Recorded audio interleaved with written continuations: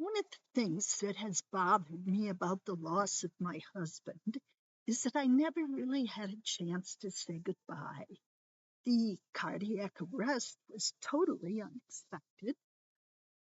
Then he was comatose for 8 days, part of that on life support. And during that time, I told him I loved him. I told him that if he and Jesus had decided it was time for him to leave, he shouldn't worry about me. I would manage. And very close to the end, I didn't really think to say goodbye to him because he had been a runner. And I just kept telling him, the finish line is right up ahead. You're almost there.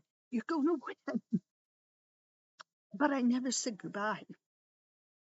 Well, last night I dreamt about him, which is pretty rare.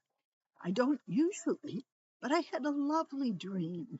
I dreamt that we were in our old Victorian house that we lived in for 34 years, and I was working on some project, and he came to say goodbye to me. He was going somewhere.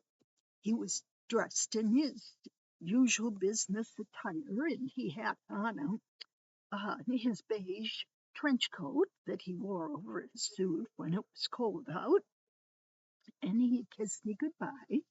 And I followed him to the front door, which is something I very typically would have done if he was leaving. And as he got to the door, he turned and kissed me again. And I reached up and touched his face and said, I love you. So it was kind of a goodbye. And I woke up feeling very happy that I had had that opportunity and that it was such a sweet and tender interchange between us. So if you haven't had a chance to say goodbye, I hope you have a dream. I hope somehow you come to some closure, some ability to say goodbye.